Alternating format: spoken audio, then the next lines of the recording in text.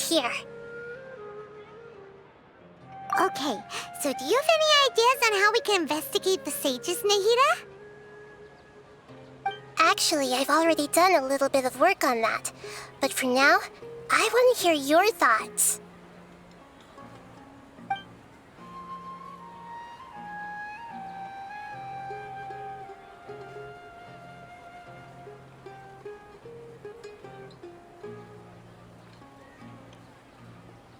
We're in the dark as of now. Since we still don't know anything about their goals, any rash move could tip them off and lead to terrible consequences. After all, every person in Sumeru City is one of their hostages. No way, that's too risky. You mean it'd be too easy to get caught? No, it's not that. We shouldn't involve innocent students in this. A single mistake could completely ruin their lives. Doing that would be ignoring the safety of my people for my own selfish goals. How is that any different from what the sages are doing? That's a good point. Spoken like the god of Sumeru. I've already tried that, but all the key members of the Academia, even the core 30 guards, intentionally avoid wearing their Akasha terminals. It seems that from the very beginning, they've been guarding against info leaks from the Akasha. Of course, it could also be because they're wary of me. Have you already caught the sage's attention? I'm guessing not yet, but distrusting me would make perfect sense if they've ever paid attention to the urban legends about me. In any case, I probably can't take over their minds directly.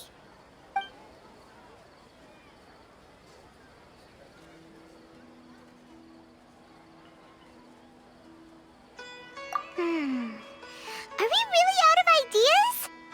Nahida, you're super smart, so you already have something in mind, right? Don't keep us in suspense. Spill the beans already. According to a popular theory from the Vahumana Darshan of the Academia, rejecting impractical motions at the beginning of a planning session will give more weight to the actual proposal. Okay, but aren't you the god of wisdom? You don't have to use that kind of gimmick to make us take your ideas seriously.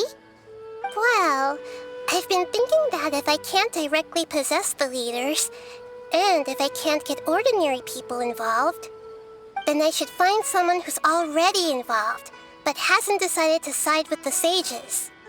You're saying we should recruit a spy? That does sound like it could work. Oh, before coming back, we met someone named Alhaitham.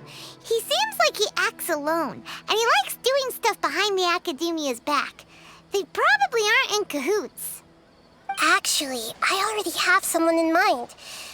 Do you still remember that female scholar named Setaria? Setaria. Paimon remembers now. Isn't she the one who's always trailing behind the Grand Sage of the Academia? We ran into her basically every time the Sumeru festival repeated itself. You could even say we're old enemies by now. Paimon still remembers the smug and mean way she always spoke to Nilou. I've always liked observing all kinds of people, and Setaria has always stood out from the crowd. She was born in the desert and was hailed as their greatest genius. Her academic gifts allowed her special admission into the Academia, and also gave her the opportunity to serve as the sage's assistant.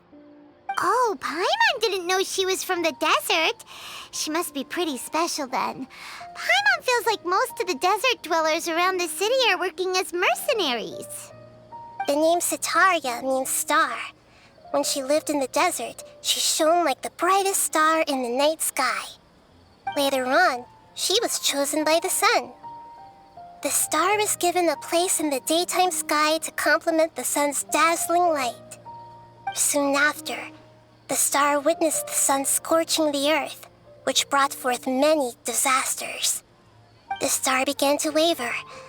Instead of staying beside such a sun, Wouldn't it be better to return and light up part of the night sky?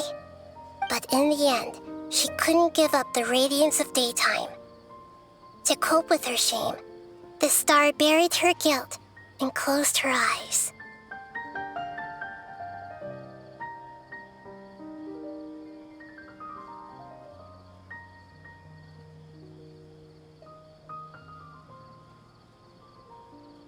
From the sound of it, Sataria's just hung up on the research opportunities here. But she doesn't really support the academia. She still feels guilty about not doing more for the desert, right? She's just running away from her problems. Indeed. When they are presented with complex moral issues, many people will simply plug their ears and go with the flow until the problem can't be fixed anymore. She's suppressing a lot of guilt, but before she realized it, she had already become the sage's accomplice. She can't deny her part in their schemes anymore. Right. We must somehow make her face her problems again.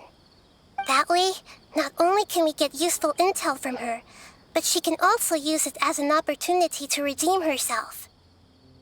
From my past observations, Sataria will take a day off from the academia every 10 days to do some shopping in the city. Tomorrow afternoon just happens to be a shopping day for her. That'll be our chance. To prepare, let's go check out some of her favorite spots and have a quick chat with a few of the vendors there.